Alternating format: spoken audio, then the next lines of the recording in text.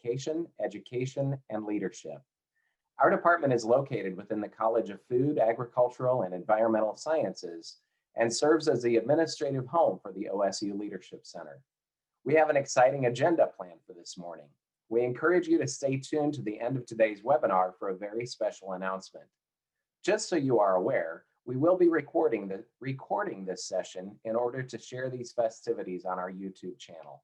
After the event, you will receive the link to the recording via email. As you have questions, please place them in the chat box, and Emma Newell, our chat moderator, will collect all questions and ask them on your behalf during the Q&A portion of today's event. It is my honor to introduce Dean Kath Ann Kress, a professor in the Department of Agricultural Communication and Education and Leadership. Dr. Kress serves as Vice President for Agricultural Administration and Dean of the College of Food, Agricultural, and Environmental Sciences at The Ohio State University, a position she has held since May 2017. Dean Kress's leadership impacts all three missions of a land-grant university, including teaching conducted here in Columbus and on our CFAES Worcester campus, research conducted in facilities throughout the state, and outreach to all 88 Ohio counties via OSU Extension. It's a pleasure to have you with us, Dean Kress. Shannon, thank you. And I saw in the chat box, and I've noticed I cannot share my video. So I don't know if the intention was for this to be an audio only, but if we could maybe have the host allow the sharing of video so that we could continue on, that would be great. It's telling me that the host needs to enable that. But in the interest of time, I will go ahead. Oh, there it is. Thank you. Oh, no, it's still telling me I can't start my video, Beth. Somebody help me behind the screen, please. I apologize, Dean Kress. This is beyond my ballywick, and I'm really sorry to everybody. We'll work on this behind the screen, and if you wouldn't mind, keep going, and I'll work on this. Thank you. Sure, I'll be happy to. I want to, first of all, just say essentially happy birthday to the OSU Leadership Center. On 30 years, it's remarkable. And I love that it started as a resource library for OSU Extension, and then was able to expand by offering the customized training and include others in the university and then across Ohio and beyond. When you think about that and then think about now the focus on today's college students, I just consider how many thousands have benefited over those 30 years, whether through all the different trainings, strength-based training, communication, conflict management, team building, that array of trainings that are necessary for success in leadership. And this work is critical. The need for strong and balanced leadership is immense. And this center is poised to be foundational for much of that work. I think it's really easy that often we talk about leadership and can gloss over what we mean. The past few months, I know with the election and other issues in our news feeds, I can't count the number of times I saw the term leadership or leaders, but often in radically different contexts and settings. And that's understandable. Leadership is at its heart a building block of society at its most fundamental. It is also a simple idea which I believe has always been deeply connected to our college's disciplines of food, agriculture, and the environment. Leadership is essentially the accomplishment of a goal through other people. It requires the ability to engage and build relationships with many. It includes the ability to influence others, to set aside our short-term self-interest for the long-term benefit of a larger group. If you think about it, that's at the heart of success of over 12,000 years of our work. Initially, agriculture, the intentional cultivation of our food, and the harnessing of the sun's energy made it possible to free up some of us to do other things. The sun is really the only source of energy for those of us on our planet, and there are very limited ways we humans harness that energy. For thousands of years, those ways required plants, whether captured in fossil fuels or in agriculture. And so this is what we do. In agriculture, we harness and convert the sun's energy for human use. We sustain life. As agriculture converted energy for the world to utilize, human industry sped up. But it sped up for a very specific reason, not just because we were individually nourished, but because it made it possible for us to live together, for towns to form, for populations to grow, and for us to learn from each other. This collective learning increases when more people are connected.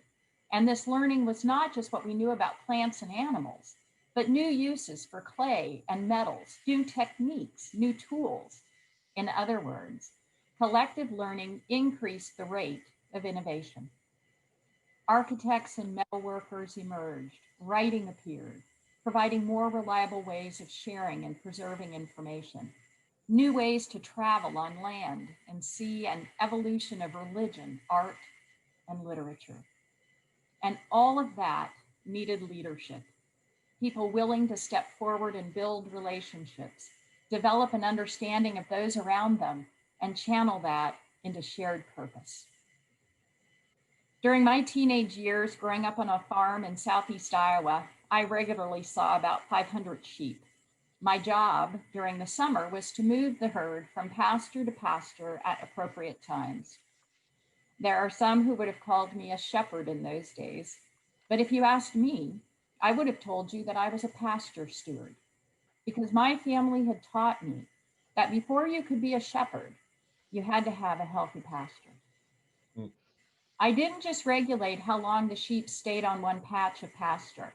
I worked long and really hot days, cutting down bull thistle and nettles, fighting back multiflora rows, repairing fence, reseeding sections, and studying the drainage and grazing patterns.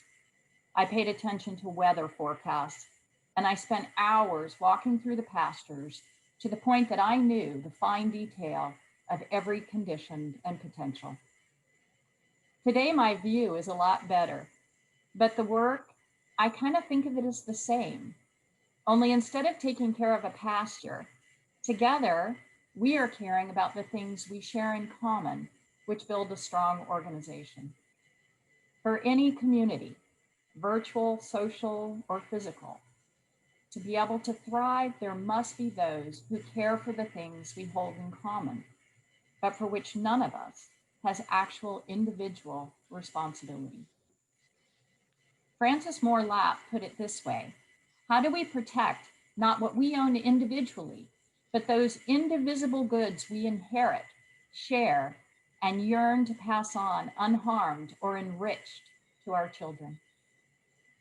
This idea is well documented in environmental issues, but no less important in other community assets. Caring for the commons is an act of individual stewardship, the long-term care for a given resource for the benefit not just of ourselves, but others. Caring for the commons means more than just regulating. Caretakers are needed. That is, a system that nurtures societal cooperation, sharing of goods, and a thoughtfulness for generations to come. Within environmental stewardship, the notion even generated a fable by Garrett Hardin called The Tragedy of the Commons, where Hardin pointed out that if each individual attempted to take more than their share by even a small amount, it could have devastating consequences. So we need to be reminded, to be called to our community and its nurturance. Hardin observed, education can counteract the natural tendency to do the wrong thing, but the inexorable succession of generations requires that the basis for this knowledge be constantly refreshed. It also means setting aside one's self-interest. Sometimes I've seen leadership confused with power or popularity. It's neither. I've also seen it reduced to the management of incentives to motivate others to group work. Leadership which relies on extrinsic single sources of satisfaction, such as monetary rewards, or the alleviation of fear are a short-term form of leadership, which ultimately fail at the long-term impact needed. I've also seen much discussion about the styles of leadership and the varying levels of participation from the group. Too far one direction and the chain of command becomes autocratic. Too far the other, and you risk anarchy and the unraveling of the group at all. From my perspective, leadership requires the slow and steady work of creating systems which engage people by creating space for each to fully understand their part within the group and its relation to the group effort and the inspiration to want to carry it out. The problem for leaders is to create those wants, to channel existing wants or even fears into effective cooperation, to call others to this work. I'm not sure we spend much time outside of our leadership center thinking and talking about what makes this so hard. But I remember clearly one of my first professional leadership experiences as a hall advisor at Iowa State, and quickly realizing with over 800 others in my group that people are complex and vastly different from each other and from me, and that they bring all kinds of beliefs, assumptions, and ideas with them to the group.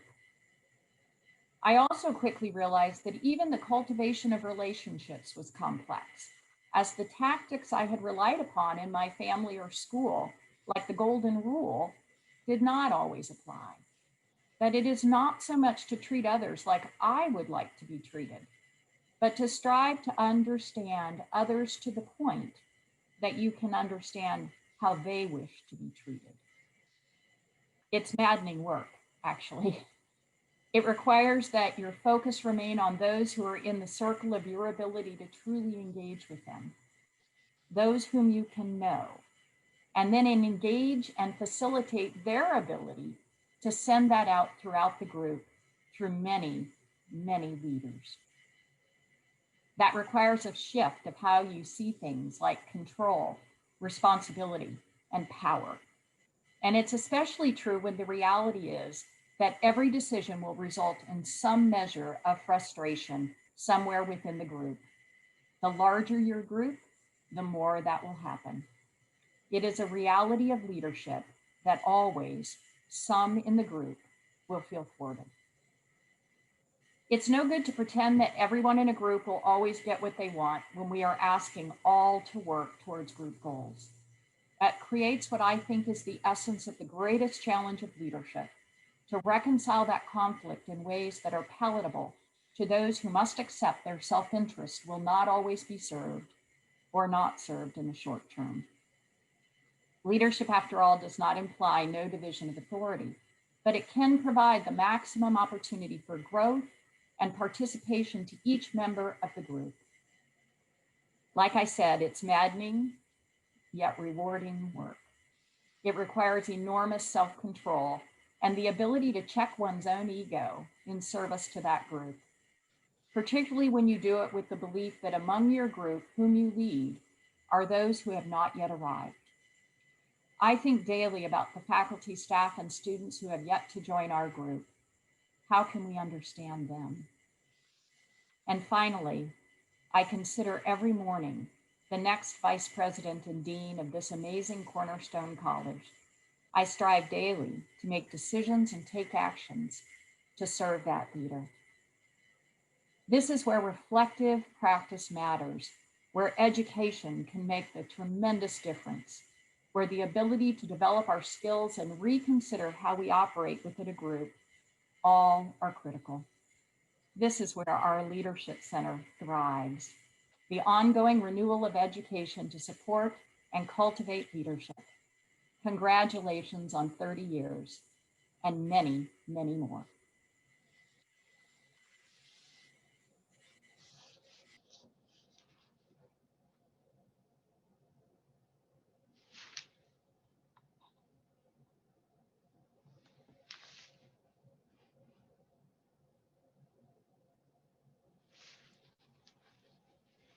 At this time, we'll have Director of the OSU Leadership Center, Jeff King, provides some background history about the Leadership Center. Dr. King? Good morning, everyone. Hope all is well and appreciate you joining with us today. I'd like to take an opportunity as we look at launching into the future and building off of what Dr. Kress says. As we look there, it's also to pause for a moment and look at our past as well as leading up to the present. And you've heard the question, what came first, the chicken or the egg? And there's been a lot of debates around which came first. But have you ever thought about which came first, a leader or leadership? Leader or leadership? And as I think about our involvement with the OSU Leadership Center and the work that we do with many of you, it's really looking at beginning with the leader. And that's where I'd like to start in reviewing our past. Some of you may be familiar with the person with a vision for our OSU Leadership Center. Dr. Keith Smith. Dr. Smith was a former associate dean and director for OSU Extension within the College of Food, Ag, Environmental Sciences. And this goes back to the late 80s and established actually in 1990. It had a vision of providing support to, at that time, OSU Extension professionals across Ohio. So therefore, the OSU Leadership Center was really born under his direction. And as I think about leadership, not only in the past, but as the future, I think Keith can provide all of us with that spark of what we have today. We need to look to the future, that vision for the future, and how we can begin to move that way. And his focus, as well as the foundational focus of the Leadership Center since its inception, has really been focused on the individual, on growing the person to impact the organization, and starting with where somebody is at and trying to take them to where they want to be. So I think it comes down to that leader and really focus on growing. And not only Keith's involvement, but who were those early forerunners that laid that groundwork for our success today? Again, I know you may not be familiar with some of the individuals, but I think as we look at what we have today, Dr. Kress mentioned stewardship. Stewardship is also leaving things better than they were when you got there. So it's that focus, who are those individuals that made things better for us today? And I go back to Dr. Gary Ernest, who was the first full-time OSU Extension Director, and his graduate assistant, Ana Kazan, a native of Brazil, laying some of that foundation work. And many of you know Beth Flynn. Beth Flynn was a part of that early work that really led us from that idea of a closet, a lending library in a closet, as Dr. Kress had mentioned, moving into more of a training development, reaching beyond OSU Extension and others, allowing Extension to also reach out. And as that time went on, becoming really looking at lending library and servicing people not through just through workshops, but also through library resources, things that they could take and to utilize. We all don't need to create basically the same types of things. So we wanted to be that center, that hub. And really that work, that foundational work was laid by Dr. Ernest as well as Beth in leading up to where we're at today. And today, as Dr. Washburn began, we are housed now in the Department of Ag Communication, Education, and Leadership. And I often get the question when I'm out, why there? Why there? Well, you understand our history of being a part of the College of Food, Ag, and Environmental Sciences, of reaching out. And as we moved into the department is also a hub of leadership. We are stronger together. Some of you may not be aware, the ACEL department has a community leadership major, focusing on extension as well as greater community leadership, looking at how to revitalize communities, grow communities. Dr. Greed NG is also the coordinator for the university-wide Leadership Studies minor, is housed out of the department. as well as expanded leadership expertise that's located here. So being a part of the ACEL department has really led to greater opportunities, greater access to resources for our clientele, for each of you as you engage in workshops. And one of those changes as we move to the Department of Agriculture, Communication, Education, and Leadership has also to bring on Emily Buck, Dr. Buck, as co-director of the OSU Leadership Center. Dr. Buck brings a wealth of experience and knowledge in the area of communication. Now, how many of us in leadership realize the importance of communication? It's that element, it's not one or the other. To us, it's really about how can we bring those things together. And with Dr. Buck in a co-director leadership role, we see a lot of opportunities on how we can further enhance our educational opportunities, those growth opportunities for those of you who participate in our programs. So as we think about the present day, kind of coming up to today, gosh, how do we reach out? How do we make that impact or have that impact with others around us? We do that through a multitude of ways. One being our 21st century leadership workshops. These are developed on or announced on an annual basis. You can go to the OSU Leadership Center website and see the offerings coming into 2021. How can you engage in workshops? They're open to all. Open enrollment, individuals can participate. And even during these COVID times, our workshops continue on in a virtual sense, and where you can continue your growth and development even during these times of limited mobility around our communities and within in the workplace. We also in the last year have established what we call First Run Fridays. First Run Fridays, they're held on the first Friday of each month, but they're a collection of pilot programs where we have heard from you, your interests. What are some other topics that you would like to see us offer?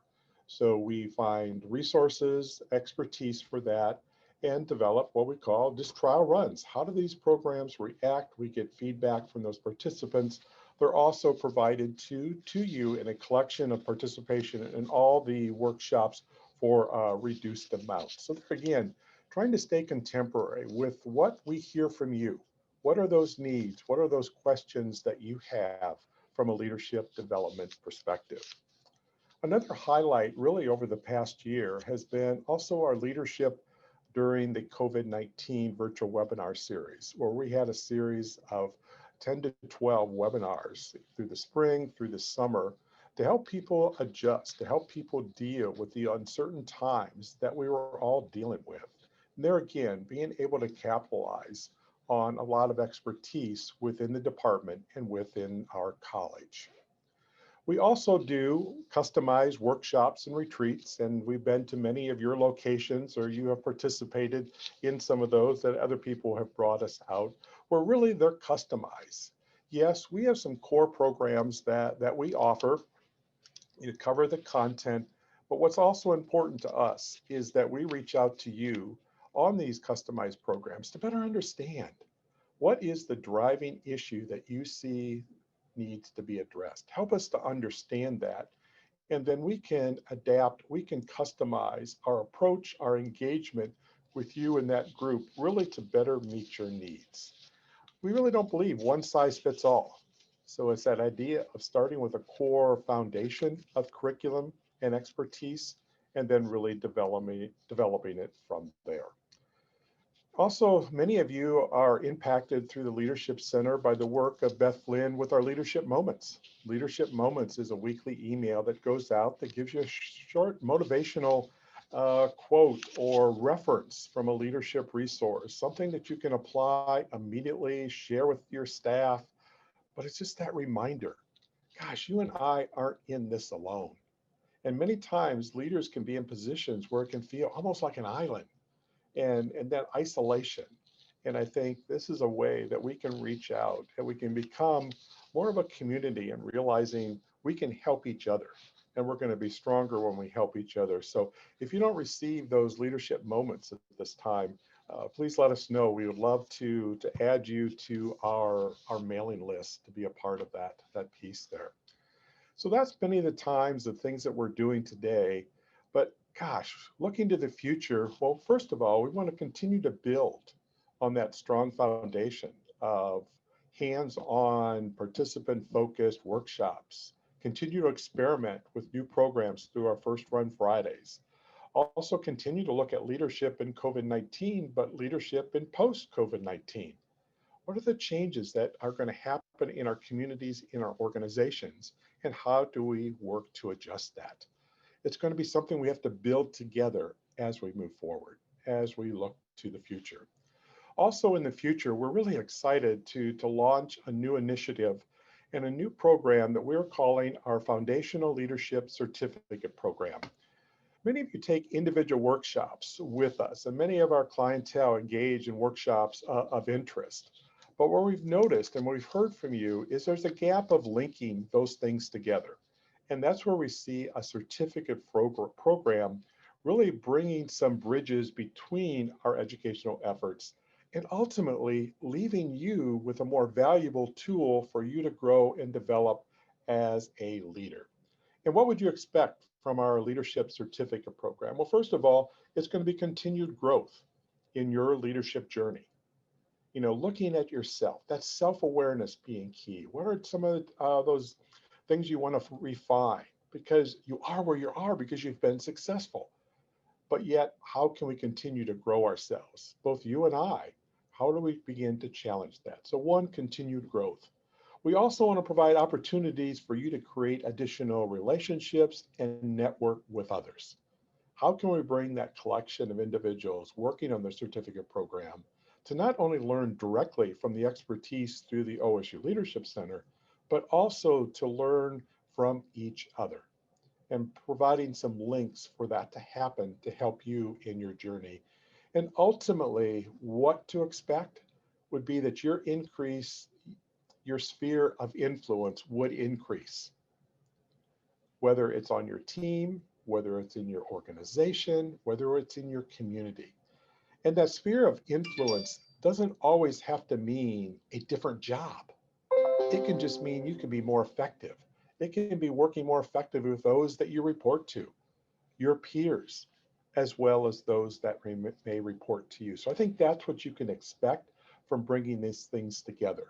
So how are we going to do that? What's this certificate program going to look like? Well, first of all, we will ask you to fill out a short, we call it an intake form as opposed to an application because we want you to be a part of it, but we want to learn a little bit more about you. We want to learn a little bit more about your past experiences, maybe some education, and also most important is, where would you like to be in the future?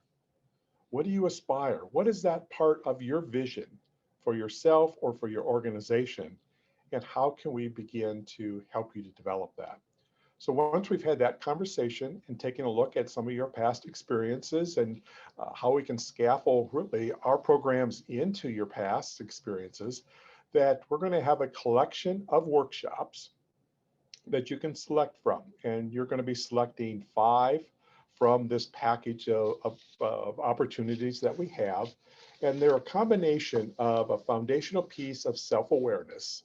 And self-awareness will come through some of the personal assessments, the Strengths Finder, Myers-Briggs could be a part of that. So there's going to be some things where we look at self, because that's how we begin to influence people, by how we show up. So it's better to understand how we do that. And then also, how do you begin to strengthen your approach to teams and building stronger teams? So the workshops that you can pick from are going to be focused on self-awareness and your ability to work within a team, and how do you begin to navigate really some of the challenges as a part of that. Your participation in the certificate program is also going to include at least 2 individual coaching sessions. That's where there's going to be a person with the Leadership Center engaged with you in this journey to help you unpackage, to help you discover and dig deeper into understanding as well as customizing your journey to really get the most of the program as possible.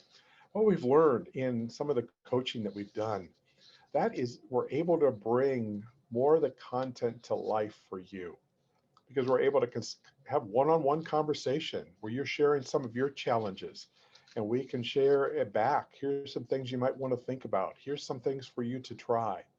It's really a journey together for that. And at the end of the certificate program, you'll have a leadership profile, a personal leadership profile that will include highlights from all the programs that you have participated in. The key insights, some of the results from the assessment programs that you have taken is something that you can continue to work with. Many times we may do these assessments. Many times we may kind of take the assessment and then move on to the next thing.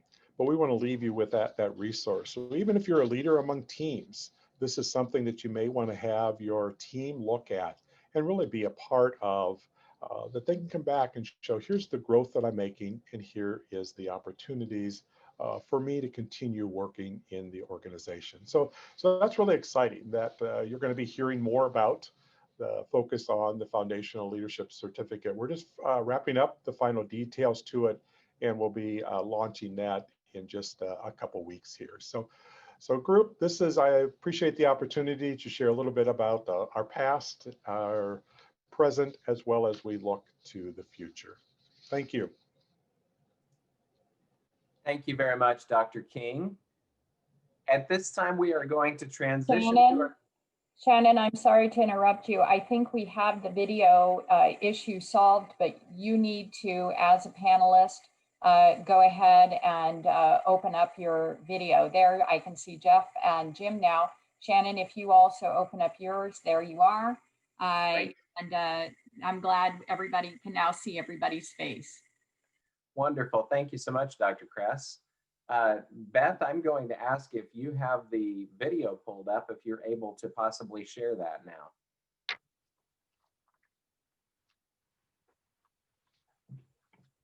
You mean the slideshow? Emma has that. Okay, great.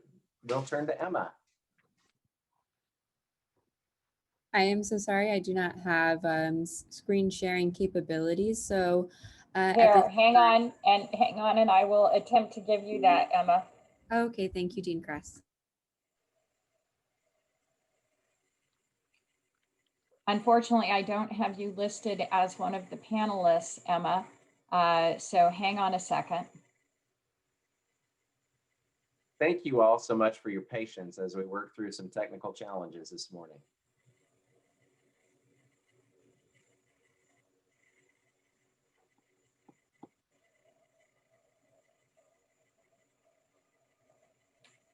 Shannon, I don't know if Emma can get that to you or Beth, but I don't have Emma in the list of people I can give the screen sharing to.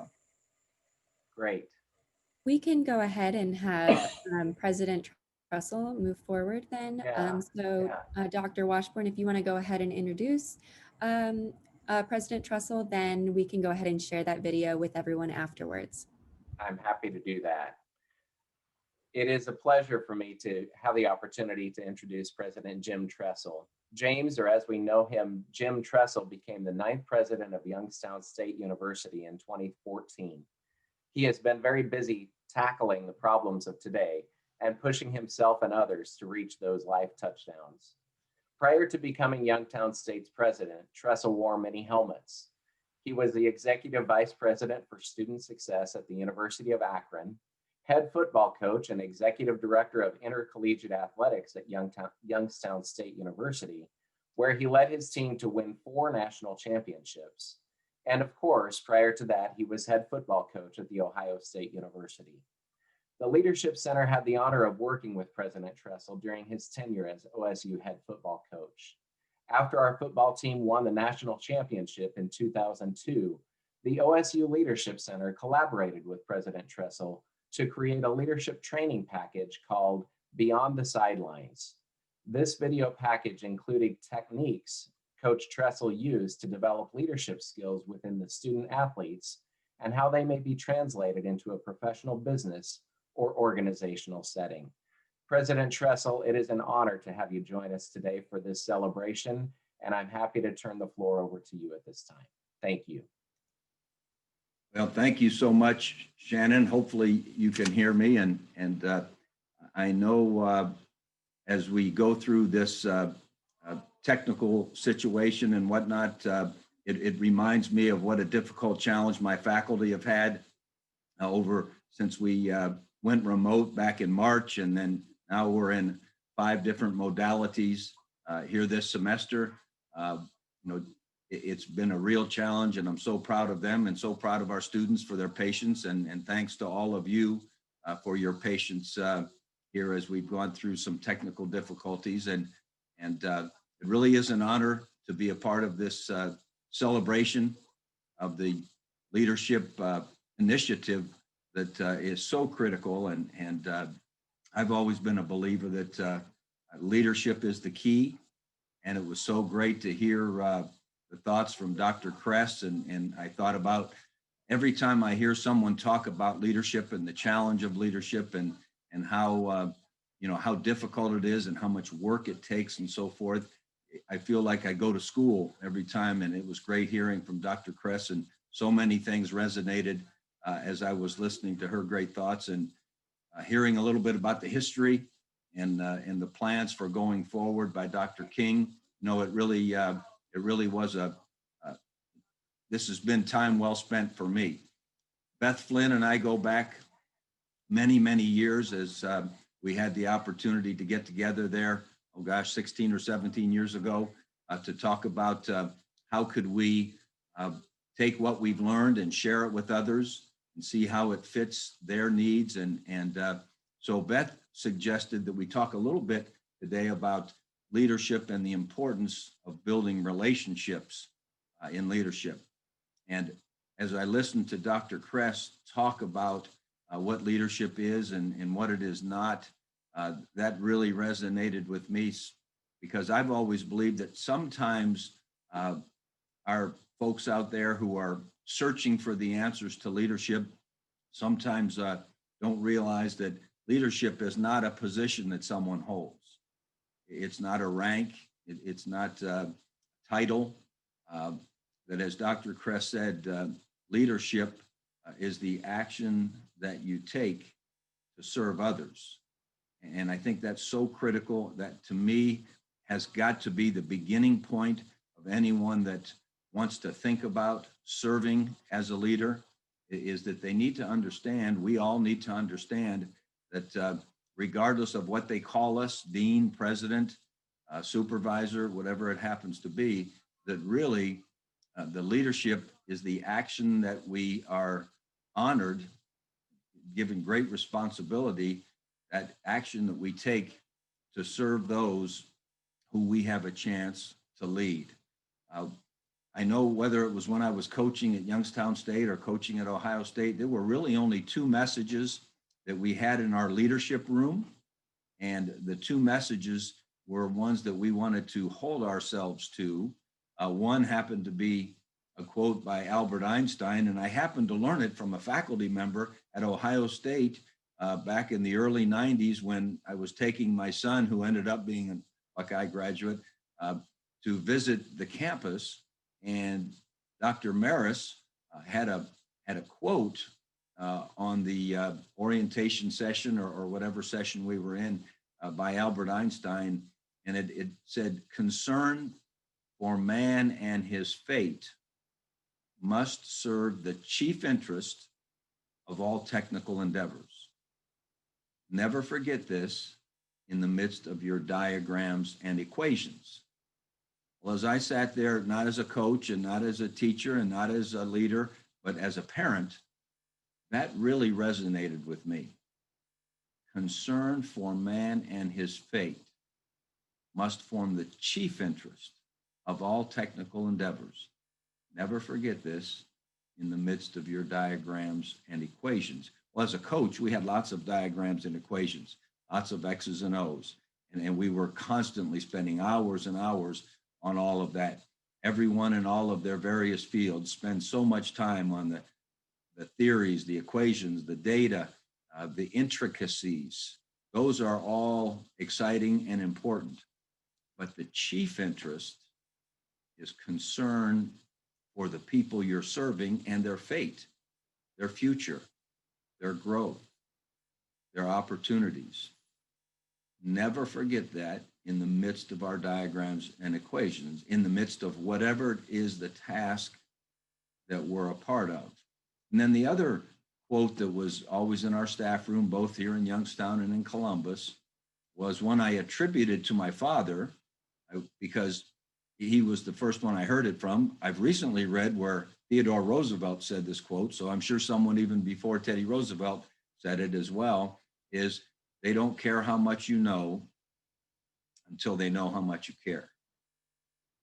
And that is, in my mind, so critical as I've worked for now, this is my 46th year in higher education, working with 18 to 22-year-olds. I am totally convinced that that thought, whether it was Teddy Roosevelt or my father, is so true. The first thing that the people that we seek to serve, they need to know that we care. And if they know that we care beyond the job we're asking them to do, whether it was I was asking them to play a position on a football team, or whether I'm asking someone to teach in a particular discipline here at the university, or do an administrative task or an accounting task, or all of the various tasks we have, they need to know that I care about them more than just the task that they're doing. And we always felt that if we could keep the concern for our students and their fate, their future, as our chief interest, we would have a chance to lead, to serve.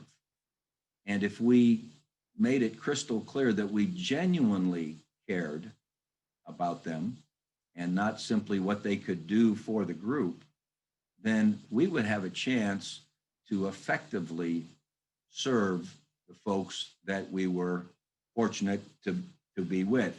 And so Beth wanted me to talk about relationships, and Beth knows, she gave me 15 minutes and I can't even say hello in 15 minutes. So I've got my watch over here, Beth. I promise I won't go too long, but I do believe, as Beth suggested, that relationships are the key to everything that we can possibly accomplish as a leader.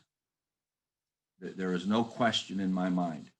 In my long professional career, I've had a chance 3 different times really to go in and take on a leadership role and a leadership position where I was going to have the opportunity to really lead the direction. One was when I first became the head coach at Youngstown State University, probably before most of you were born, in 1986. And then when I had a chance to go to Columbus in 2001 and be the head coach of the Buckeyes. And then again, when I came here in 2014 as the president of the university. And I do agree with Dr. Kress, the larger group that you have, the more difficult the task.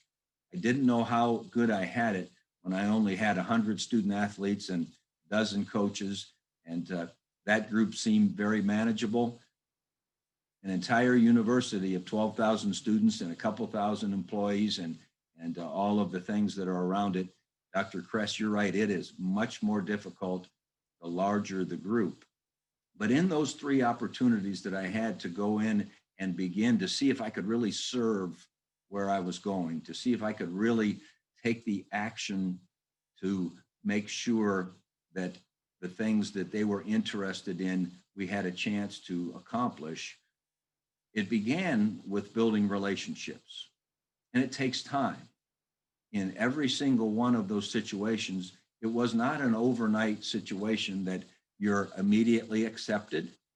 I think when you come into a position and your desire is to serve, I think people are still looking at you, trying to figure out, are they interested in the service that you're bringing? Are they interested in the leadership ideas you may have, the initiatives you may have? So it takes time to build relationships. We always say that it's exhausting to be great. And the only way you can be great is have great relationships. And relationships take time. They take time spent together. One of the things that we always tried to follow was an old George Washington quote.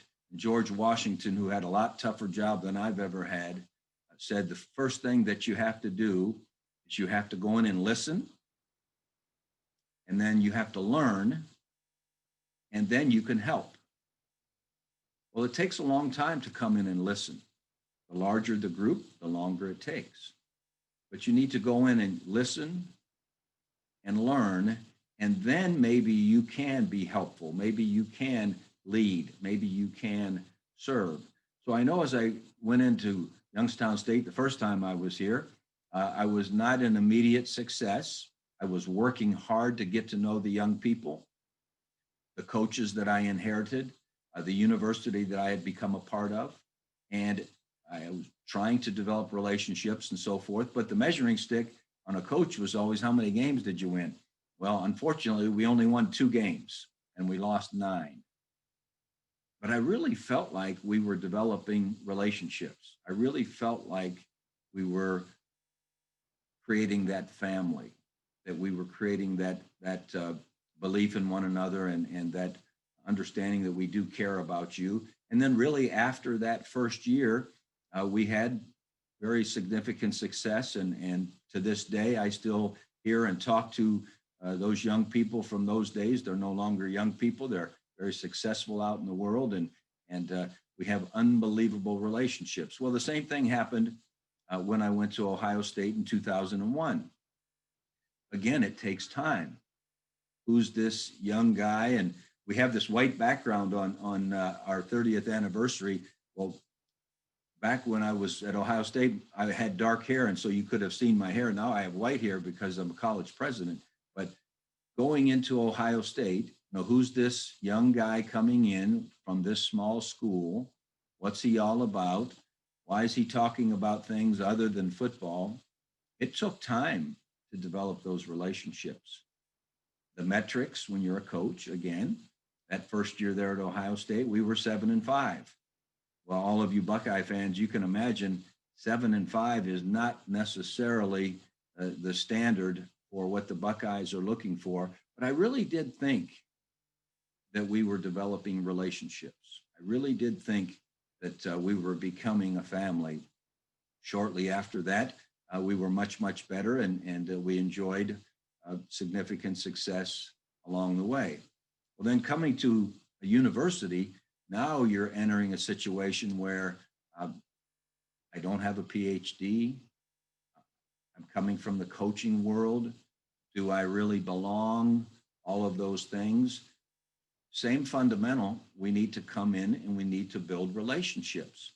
Now, the problem is, as Dr. Kress mentioned, it's so large, and the time that it takes to build relationships. And sometimes in leadership positions, you don't have quite as obvious a metric. When you're a college president, there's not really that many games to win or proof that you can have. And so I have found it to be really exciting, really challenging.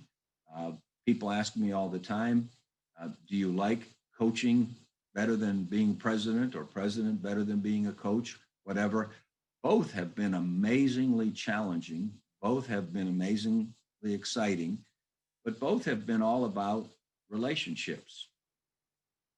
Trying to find out what it is. And as Dr. Kress mentioned, in fact, I wrote it down. I was kind of glad we weren't on camera because I was so busy taking notes. She was talking about the golden rule, and really it's what part of the golden rule leadership is all about, is finding out how others want to be treated, finding out what's important to others. And one of the acronyms that we used to put into play when we were in coaching and kind of tried to do it here as an administrator is WAYT. What are you thinking? I always wanted to know, and continue to want to know, what are you thinking? What's going on in your mind? What's important to you? What are you dreaming about? What are your goals? Many of you know we had a block O of life, which we talked about 6 different areas of our life, and we were going to become champions in every one of those areas. Only one of them happened to be football. There were 5 others. We wanted to know what they wanted to be spiritually, morally, community service-wise, academically, health-wise, family-wise. What are you thinking? What's important to you? And I've always believed that the more information you can get from the people that you're trying to serve, the more you can be helpful, the more you can ask them questions. The old Aristotle, he never answered a question unless he asked a question back. The way we can build relationships is by finding out what people are thinking. And I always believed that if you do probe to find out what people are thinking, 2 things can happen, and they're both good. One is you can get some great ideas. I can't tell you the number of great ideas I've gotten from my students, and then I've taken credit for them. They have the best ideas. Currently, I have a group here on campus called my Presidential Mentors, and I sit with 30 students who are the most diverse group you've ever seen, all different majors, ethnicities, genders, come from different places. I want to know what they're thinking. How can we do better? In fact, we had a Presidential Mentors meeting yesterday, and the entire topic was about what can we do better in this COVID time. This was a challenging semester, and some of the courses are face-to-face, some of them are hybrid, some of them are online. Many of the activities we can't do as we normally do. What can we do better next semester? How can we do that? I got some unbelievable ideas. It was amazing. What are you thinking? So I can get good ideas. That's one good thing that can happen. And then the other good thing that can happen if you're really trying to find out how the people you're serving are thinking is you can clarify some thinking that might not have the data that's needed, might not have the clarity. Someone might be thinking something because they might not have the proper information. And they say, well, coach, or, Mr. President, here's, what I was thinking. And you say, well, are you aware of this, and this? And here's why we're doing that. And then they leave the discussion saying, oh man, I wasn't thinking properly because I didn't have all the information. And now they can go forward with a clearer understanding of what it is we're trying to accomplish. So there's no doubt, Beth, I'm so glad that you asked me to talk about relationships, because I wish I had more hours in the day, because you can't spend enough time with the people you're trying to serve to find out what it is important to them, what it is that you can do for them. As George Washington said, listen, learn, and then you can help. There's no question about it. And I know these are trying times as leaders. I mean, there's no doubt about it. These are trying times in our nation, in our world, in higher education. I'm sure in whatever field that you happen to be in, these are challenging times, and makes you nervous sometimes as to, where are we going? What's the direction? How's this going to turn out, and so forth. And I know we were always really nervous before we would go out and play a game. We had trained hard, and we had really talented student athletes, and we thought we had very good coaches, and we knew we had great fans, but we were still nervous. We were really nervous every time we took the field. So before we took the field, we always reminded one another as to what we need from one another. And right before we left the locker room, whether it was for 15 years at Youngstown State or 10 years at Ohio State, we said the same thing the last thing before we left the locker room. And it was a little poem. And it was by Edward Everett Hale. It was actually 8 verses. But remember, we were a football team. So we did 1 verse. And then, because we were too nervous to try to memorize 8 verses, but that 1 verse we would say together before we would go on the field as a reminder, here's what we need from one another. And it went like this: I am only one, but I am one. I can't do everything, but I can do something. And that I can do, I ought to do. and what I ought to do, by the grace of God, I shall do. And that's really all we need from one another. All of you are in positions where you may have the opportunity to serve and to lead, and you look around and you see it's a challenging time. What we need from you, what we need from each one of us, is whatever it is you can do. If you'll do that, we'll be able to live with the results. So thanks so much, Dean Kress and Beth and Dr. King and Shannon and the whole group. It truly was an honor to spend some time with you. I know I went 4 or 5 minutes over. I apologize. No, we really appreciate it, President Tressel. Thank you so much for those motivational words. We do have a couple of questions from our participants. And participants, please feel free to drop in some more questions as we answer these ones. So President Tressel, Dan has said, the Winner's Manual is an incredible leadership book. Thank you for writing it. Since the completion of this book, have you changed or revised any of your leadership principles or philosophies? You know, that's an interesting question, because I get people all the time that say, well, you know, when are you going to write the next version of the Winner's Manual and that type of thing? And I don't know that I've changed any foundational thoughts.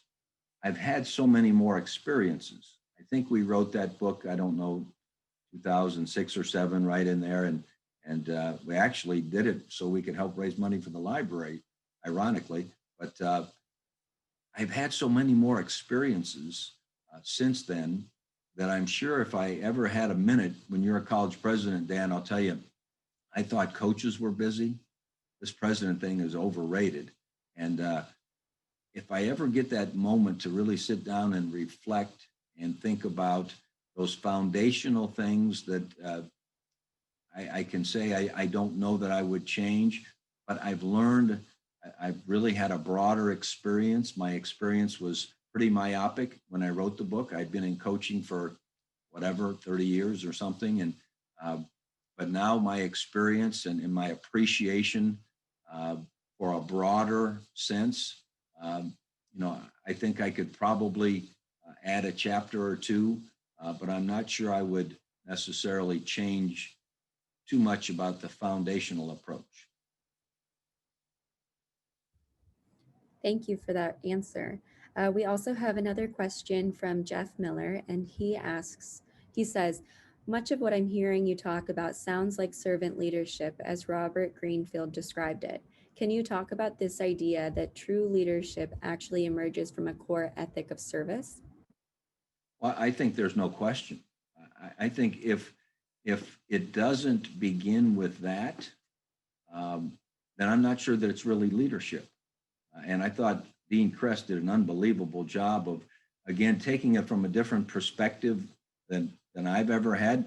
My grandfather was a farmer. He probably didn't have near as many acres as Dean had, but outside of that, I'd never really looked at leadership from the perspective that Dean Kress did, but it still fundamentally was exactly the same way as from the experiences I've had. I would look at it. It has to begin with the action that you take to serve others. It's not leadership in my mind if it doesn't begin there. Thank you very much for that, President Tressel. I'd like to also ask Dean Kress a question.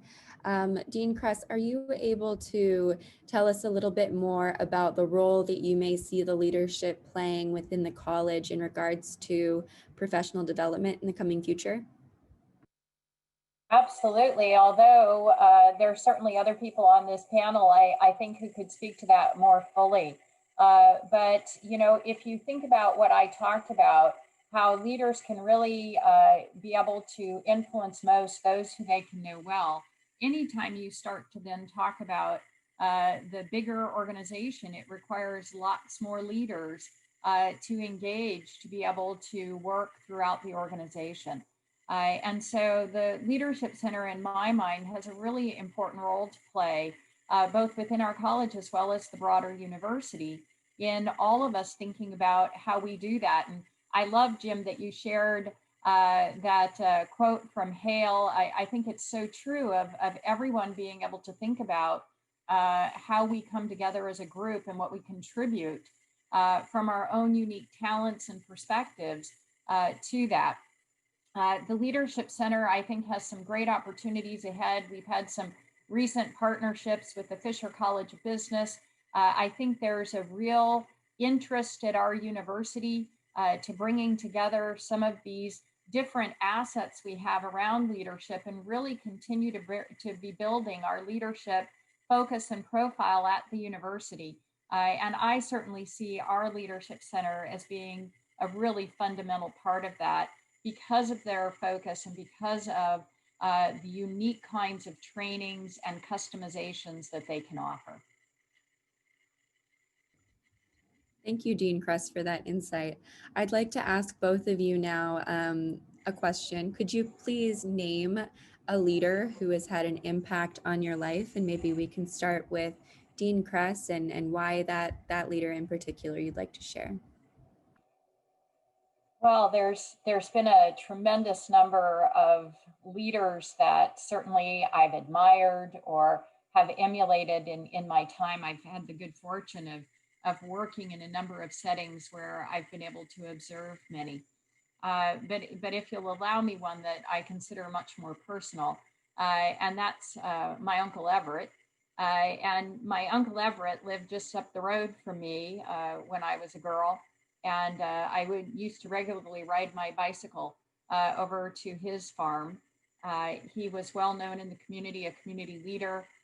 He was the county commissioner and was on several boards. And one of the things that I can remember so clearly about my Uncle Everett is, being a teenage girl, I would often go to him and complain about I didn't like a new rule from my parents, or I didn't like this situation. As the youngest of 7, there were many things that I felt weren't quite right in the household from how I'd like them to be. And what I really came to appreciate about him as a leader was he never corrected me. He never indulged me in those. He would listen. He would make sure he understood what I was concerned about. And then he would ask me if I'd ever thought about it from the perspective of my siblings or my parents. And so what I always felt he was doing as a leader, and I'd see him do it in meetings too with others, is he was trying to help me stretch beyond my current understanding and my current self-centeredness and be able to start to appreciate more the group and the larger perspective. I think that was an enormous gift. And I, to this day, am grateful for being around him and having that opportunity. Thank you, Dean Kress. I'd like to now pose that same question to President Tressel. Thanks so much. And that's one that gets posed quite often. And I too, like Dean Kress, have had the opportunity to have wonderful mentors, grow with people, both assistant coaches when I was an assistant coach and the head coaches that I worked for or the athletic directors that I worked for. But mine too is a little bit more personal, and I've answered this question the same way every time I've been asked it. The greatest leader I've ever seen in my life is my mother. And my mother never had a title of any kind other than mom.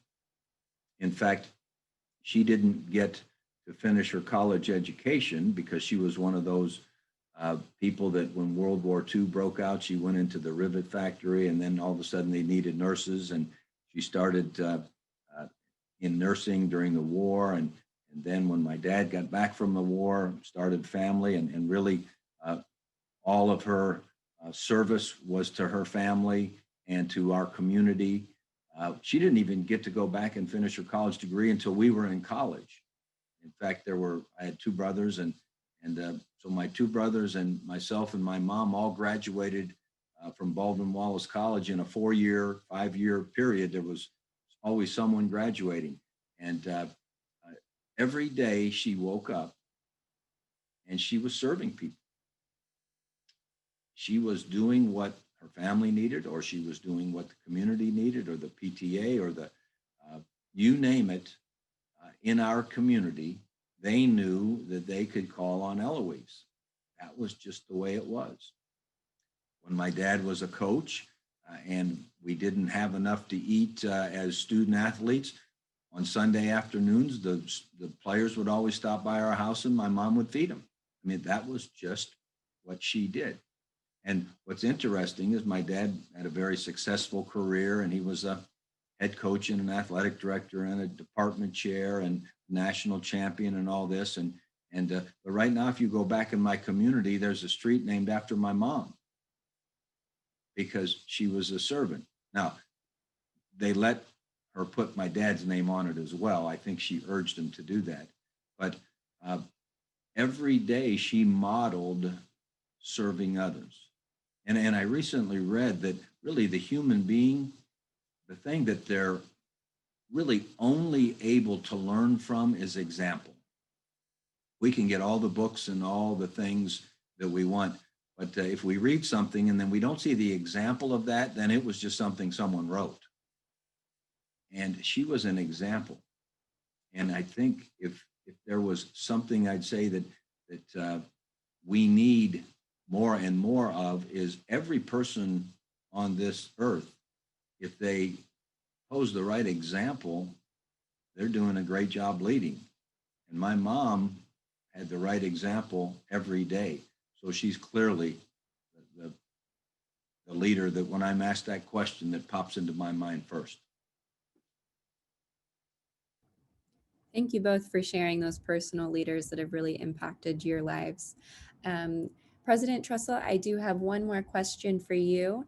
And you talk so much about relationships and the strength of relationships. Can you talk about how you came to this realization that relationships were the center of perhaps your leadership philosophy?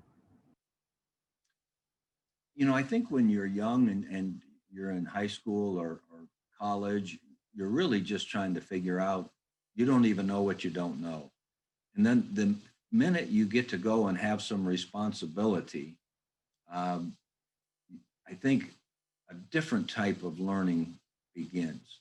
And so when I left Baldwin Wallace as an undergrad, I went to the University of Akron as a graduate student. And one of the jobs I was given was to live in the locker room, where we had a little room adjacent to the locker room where we had sets of bunk beds where we had student athletes who couldn't afford a dorm room that lived there. And I was sent there as a graduate student because apparently it got a little rowdy in there occasionally on the weekends, and they felt like they needed to have some sort of supervision. And that was not what those kids that were living there were looking for, was supervision. And so it was my realization that I was going to have to create a relationship with those guys to know that there were certain behaviors that we expected, yet we didn't want to totally disrupt the world that they had grown to be comfortable in. And it was a tough challenge. They were all about a year younger than I was, 2 years younger. So it wasn't like I wasn't interested in some of the things, that they were interested in. And that really began, as I thought about how am I going to accomplish this? My supervisor, my head coach, gave me the responsibility. Hey, we've basically got to calm that place down or they're going to shut it down and these kids will have nowhere to live. So you go do that. And so it began with building relationships. Even though we were close in age, our responsibilities were different. And then as I grew I was so fortunate, our head coach, Jim Dennison at the University of Akron, was a real reader. And he was a guy that wanted to go out and study leadership. And I remember him, we got in the car in Akron and we drove to Dayton and went to the Dayton Arena and we heard Zig Ziglar speak and Mary Kay spoke and Jesse Owens spoke and Bob Richards spoke. And that became really the moment where I got very interested in learning about leadership and developing that. And the more and more I studied leadership, I realized that leadership was about service and leadership was about developing those relationships. So I was so fortunate as a young professional to have some people that pushed me in that direction, gave me responsibilities to do that necessitated the building of relationships. And it became a passion to see how I could develop that.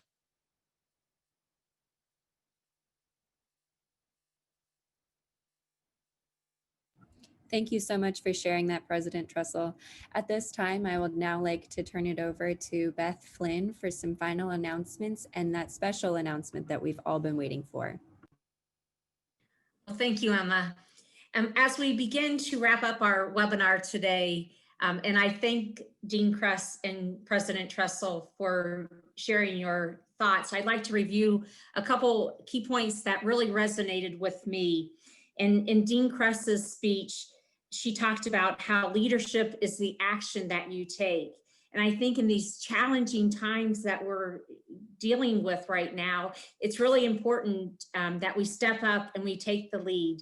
And it's all about team. And in this, we have a great opportunity to pull together as a team and lead others through this time.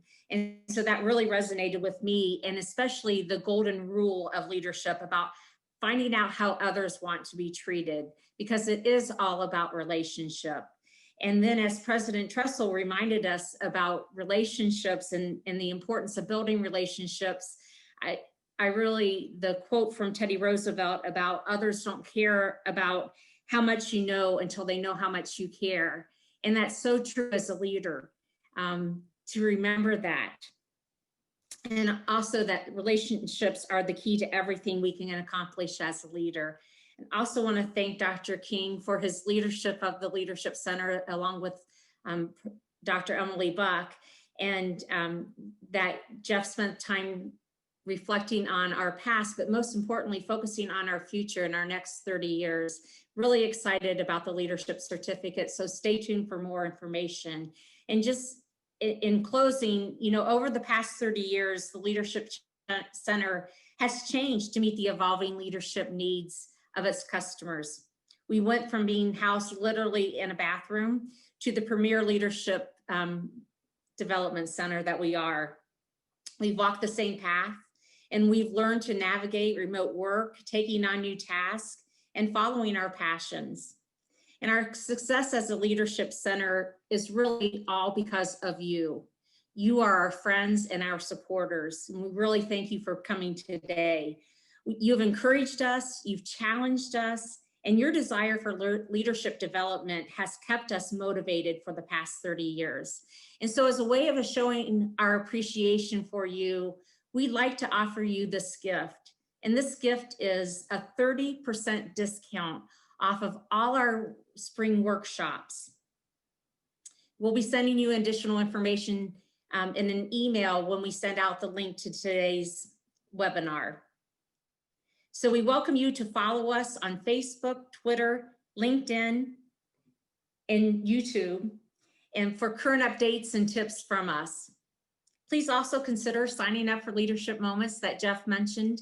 It's a weekly educational, inspirational email, and it's very motivating, and it's written by our staff. And you can do this by visiting our website. We look forward to another 30 years of serving our community. Thank you for joining us today for the celebration.